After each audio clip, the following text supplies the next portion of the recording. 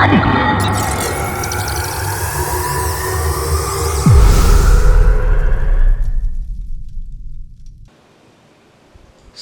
and large intestine.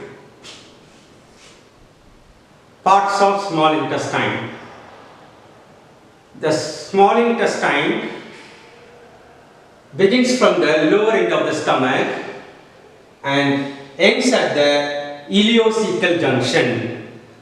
So the stomach continues as duodenum, which in turn continues as jejunum and ileum. Finally, the ileum joins the cecum at ileocecal junction. The small intestine is about 6 meters long and it is divided into 3 parts: duodenum, jejunum and ileum. Duodenum. It is the shortest, widest and most fixed part of small intestine. The jejunum and ileum are mobile part of the small intestine. The duodenum is 10-inch long and it is retroperitoneal.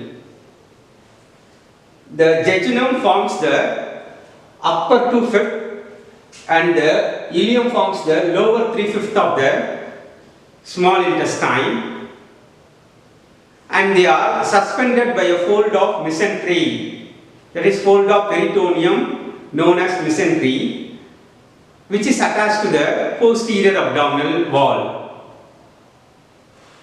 The jejunum and ileum are also known as small intestine proper, since the digestion and the absorption takes place in jejunum and ileum.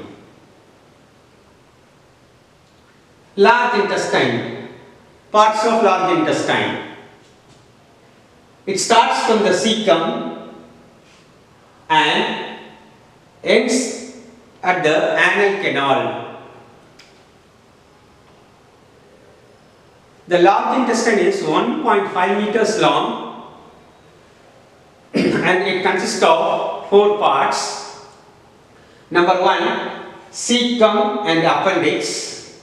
Number 2, colon. Number 3, rectum. Number 4, anal canal. The colon in turn is divided into 4 parts: ascending colon, transverse colon, descending colon and sigmoid colon. So in small intestine, the duodenum is the fixed part, and in large intestine, the cecum, ascending colon, descending colon, rectum and anal canal are fixed part and retroperitoneal. In small intestine, jejunum and ileum are mobile part and they are attached to the posterior abdominal wall by a fold of peritoneum known as mesentery, whereas in large intestine, the appendix, transverse colon and sigmoid colon are mobile and they are suspended by a fold of mesentery which is attached to the posterior abdominal wall. Blood supply. The small intestine, cecum, appendix, ascending colon and right 2/3 of the transverse colon are supplied by superior mesenteric artery. The left 1/3 of transverse colon, descending colon, sigmoid colon, rectum and anal canal are supplied by inferior mesenteric artery. These two arteries are branches of abdominal aorta. Venous drainage.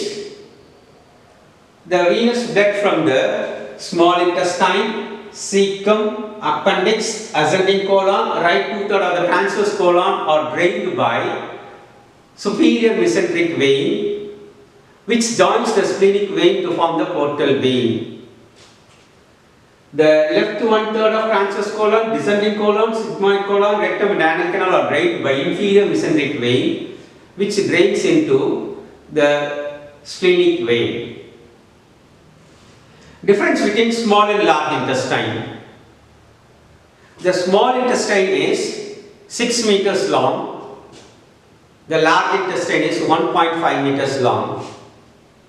Presence of villi in small intestine, which is responsible for absorption of the nutrition. Okay. Absence of villi in large intestine.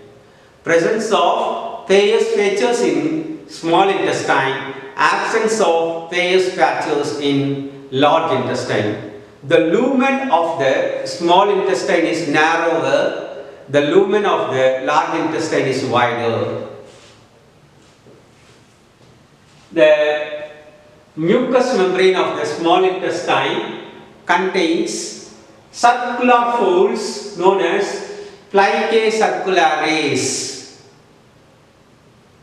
which is not obliterated during distension of the gut. So it is permanent.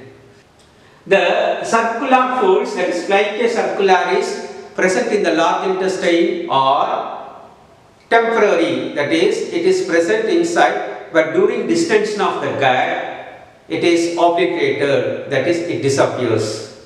Absence of Taenia coli, appendices epicloicae and hastrations in small intestine.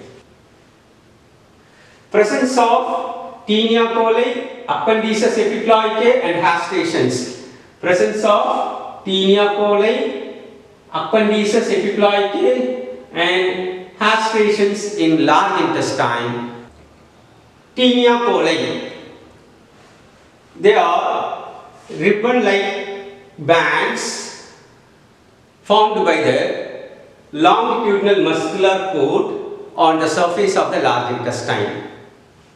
Appendices epicloicae, they are bag-like structures, peritoneal bags filled with fat. Hastrations or circulations, they are pouches or dilatations present in the wall of the cecum and colon. Thank you.